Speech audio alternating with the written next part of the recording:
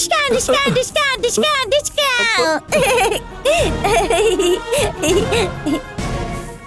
अरे पापा शॉक हो गई ले गंगा। का देव सिन्हा ऐसे अचानक काहे डरा रहल बाड़ू? देखा पापा के चेहरा कितना गीला हो गइल बा। गंगा तोहर बारी। डिस्का डिस्का डिस्का डिस्का डिस्का डिस्का डिस्का डिस्का। अभी बताओ तनी। हमके रुको रुको। अभी बतानी। ए रुको देव सिन्हा। अभी बताओ तनी तुमके। डिस्का का देव सिन्हा? अरे का रहल बाड़ू? अभी बताओ तनी। ये देखा गीला गीला मजा आवत बा ना? गीला ला बस करो ना।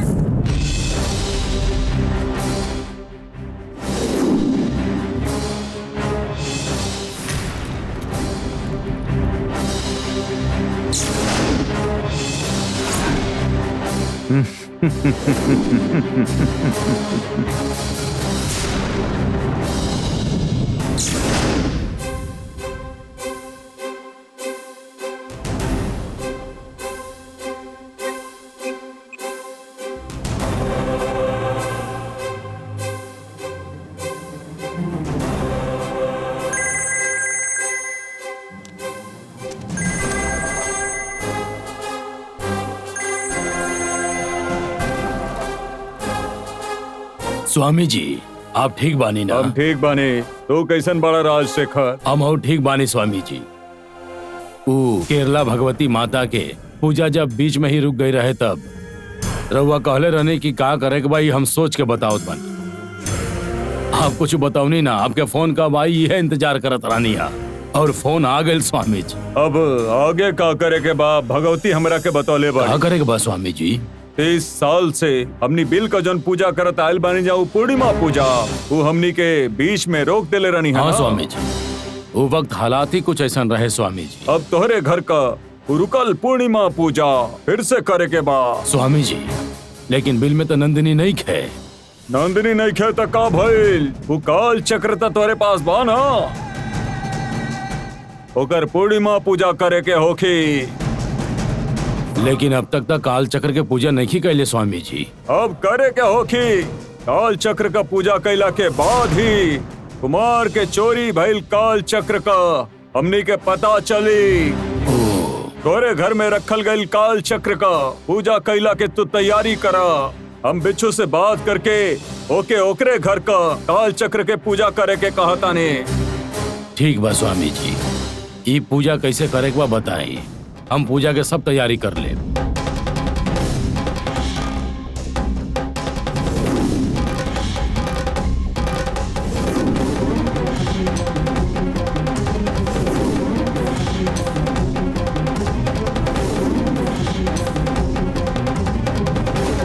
ठीक बा स्वामी जी, हम पूजा शुरू करत तू हनी। पूजा शुरू करा। काल चक्र के पूजा करत समय हमनी का शक्ति बढ़त रही। सब कुछ हमनी के प्लान से होई और नंदिनी भी हमनी के बस में आ जाई। ओकरा आवे के ही पड़ी, तबे हमनी के शांति से रह सकेनी। हम जैसन बता रहल बानी वैसन करा, तो जरूर मन के शांति मिली। पूजा भइला के बाद हमरा के फोन करा। ठीक बा स्वामी जी। ठीक है, ठीक है। रखो सही।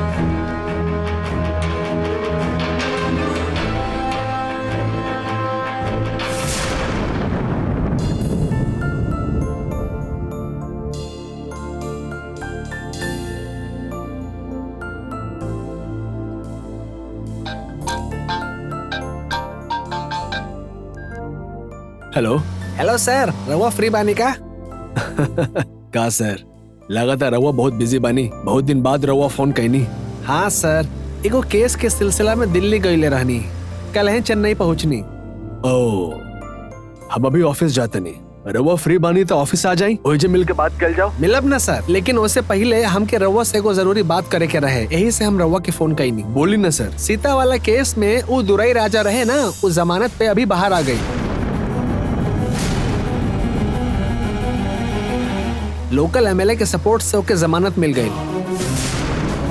वो दुराई राजा इतना जल्दी जेल से बाहर आ जाए हमके लागत न रहे। हमके भी यह लागत रहे सर। हमने ओकरा के गिरफ्तार करेले रहनी, यही से वो जेल से बाहर आए के बाद सीता से बदला जरूर ली। अब सीता के थोड़ा सतर्क रहे के पड़ी। ओके घर से बाहर अकेले मत जाए दिया, ओके घर में ही रखा सर। अब ठीक बस सर, हम दिखता नहीं। थैंक्स। ओके टेक केयर।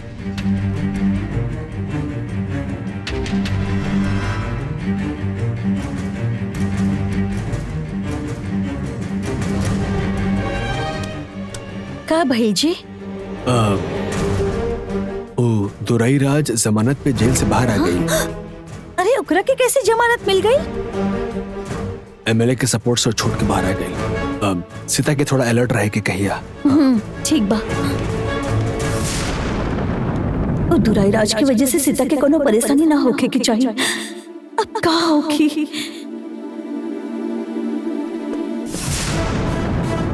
सीता, सीता, सीता, सीता। काबिल छोटका मालिक, हमके बताई सीता कहाँ पर बिया? वो दुकान गल बाड़ी। लेकिन रवा काहे भेजनी होके? हम ना भेजले बानी, वो खुदे गईली है। कौने दुकान में गैल बिया? वो तो ना बतौली। शिट।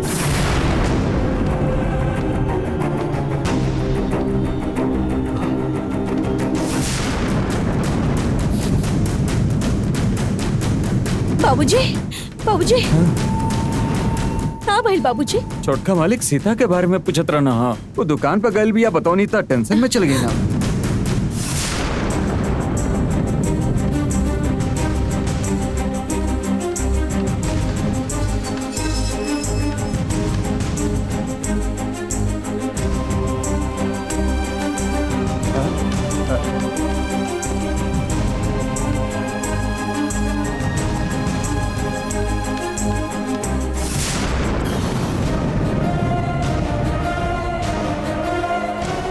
तारा के कुछ चाहिए तो घर के नौकर के बोले के चाहिए ना, खुद कहाँ चल गई लू?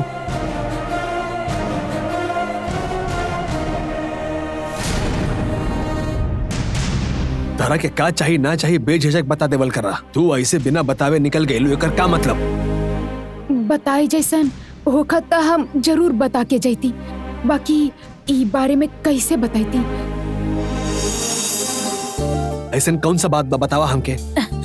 रउआ ऐसा काहे पूछता नहीं? ये हमेशा रउआ के बता के जाई का? जेंट्स के भी समझे के चाहिए ना। हमके बतौले हक तो हम ला के दे देती, बाहर जाए के का जरूरत रहे? ठीक है, अब हम जाके आ गई नी ना। रउआ इतना टेंशन काहे ले रहल बनी? कहीं से के दुराई राज जमानत पे बाहर आ गए बड़े। तारा के सतर्क रहे के होखी, कोनो भी वजह से घर से बाहर कदम ना रखे के बात तारा के। रउआ भी सीता हमने के घर पे भाई जानने के बावजूद वो यहाँ आई का? रउआ तो बेवजह डर रहल बानी। फिर भी हमने के अलर्ट रहे के होखी। आइल बात समझ में? ठीक है।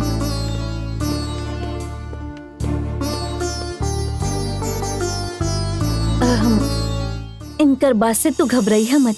इनकरा के कुछ ज्यादा ही चिंता हो रहल बा, तो बेफिक्र रह। जा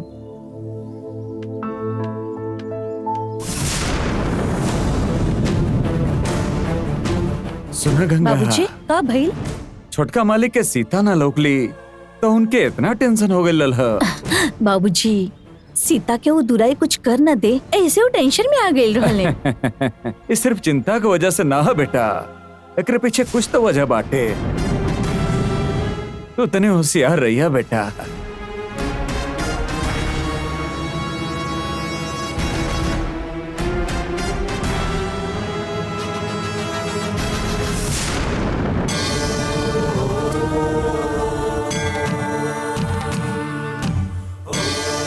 आज पूर्णिमा बा, आज तो हर शक्ति पार होके तो के हाथ में लेते ही हमार गुरु चिल्लम्मा बिल्कुल ठीक हो गई।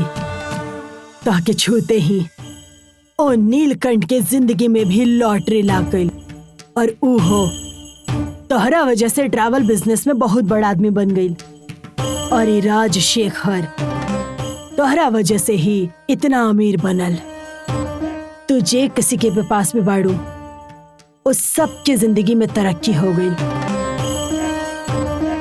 वो सब तोहरा वजह से जिंदगी में बहुत आगे बढ़ गई। लेकिन हम तोहरा बारे में जानकारी निकाले की कोशिश करब। तो वन देवी खातिर प्राण त्यागे वाली आत्मा बा, ऐसन हमार चिल्लम्मा बतैले रहली। तू एगो आत्मा होके हर इंसान के आत्मा के जाने लो, तोहरा में वो शक्ति बा, ऐसन हमार मानल बा।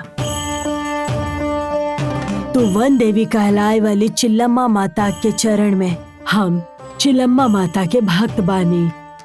हमने दोनों के भगवान एक ही बाड़े। तू हमारी इच्छा पूरा कर, वो ऐसे भरोसा बा हमके। बोला तो हर शक्ति के कोनो सीमा नहीं है। तोहरा पास और का शक्ति बा, बतावा हमके। दीदी दीदी दीदी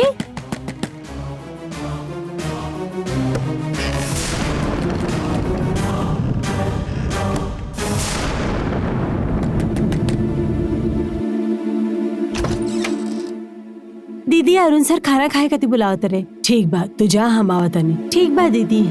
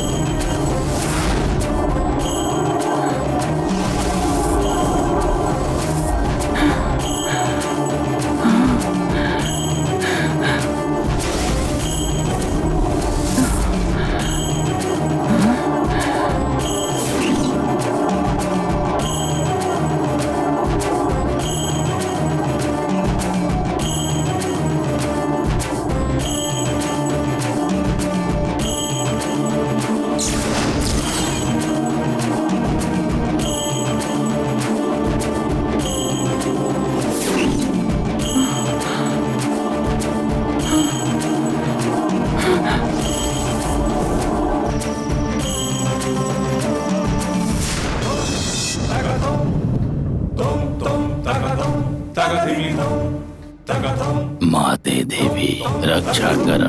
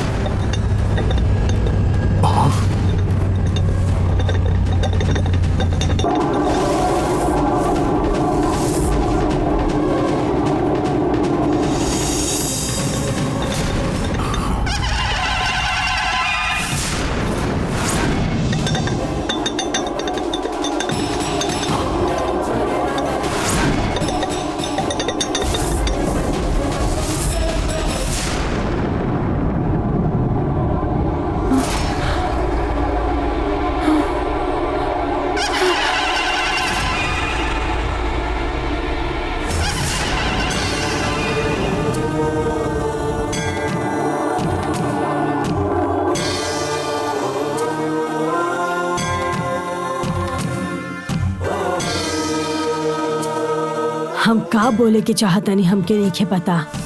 हमके आपके शक्ति चाहिए बस,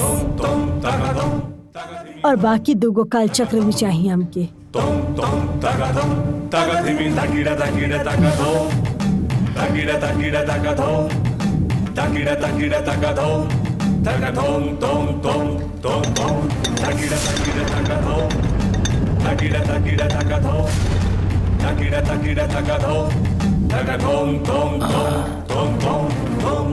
आप का बताओल चाहतनी हमरा पता नहीं है। आप हमारे में मदद करी। कुमार के काल चक्र कहाँ बा ये हमके कृपया बता दी। माते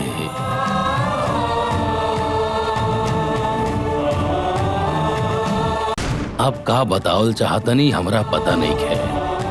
आप हमारे में मदद करी। कुमार के काल चक्र कहाँ बा ये हमके कृपया बता दी। माते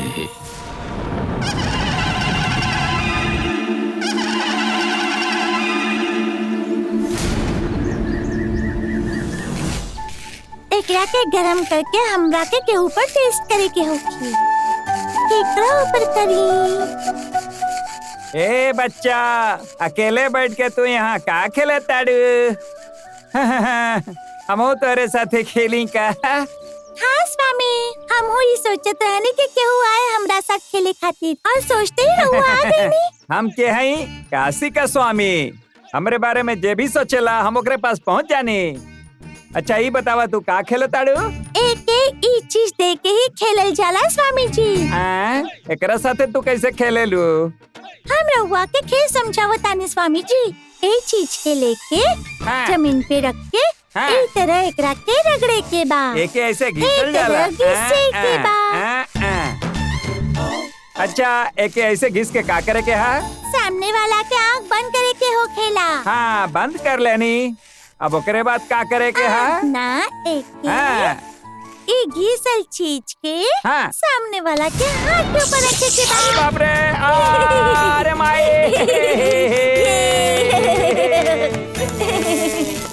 स्वामी जी, रहुआ के हाथ के ऊपर फोड़ा निकल आइल बा।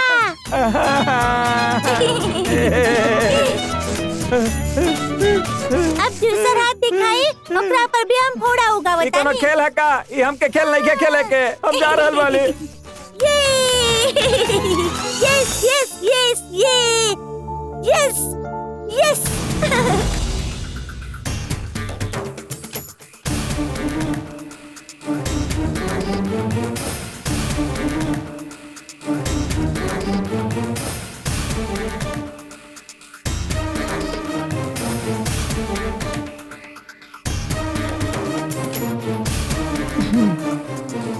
सीता के मंगलसूत्र पहनौलस ओकर हमके आजे पता लगावे के बा।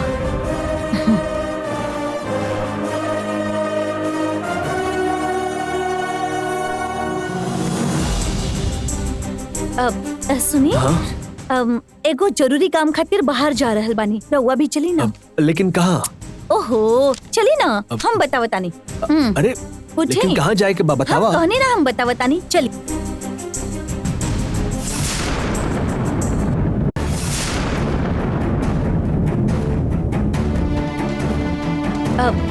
सुनिए। एगो जरूरी काम खातिर बाहर जा रहल बानी। रहुआ भी चली ना। लेकिन कहाँ? ओहो चली ना, हम बतावतानी। अरे पूछे लेकिन कहाँ जाए के बा बतावा। कहने ना हम बतावतानी, चली।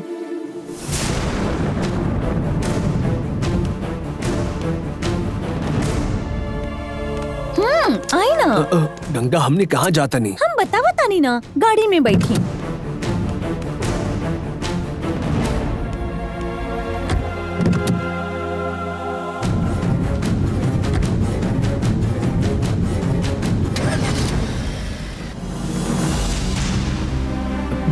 कहाँ पर जाए के बा हमनी के? जानकी दीदी के घरे जा रहल बानी। अचानक कहीं जाए के बा? हमने रंगनान के दादी के देखे खातिर जाता नहीं। लेकिन काहे? सीता के पति के बा ये उनकरा के जरूर पता होगी।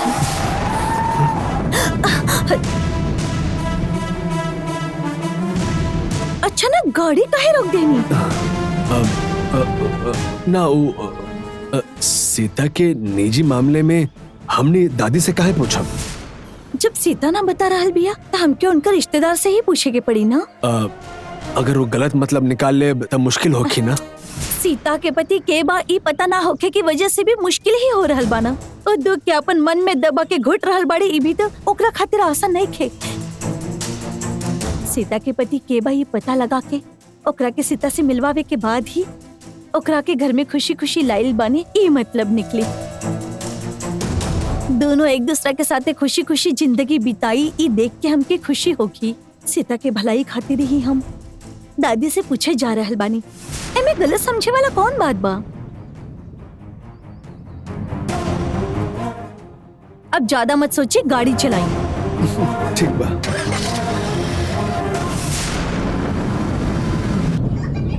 का बेटी, एग्जाम की तैयारी हो गई? हाँ तैयारी हो गई दादी। अच्छा से पढ़िया। हाँ ठीक बा।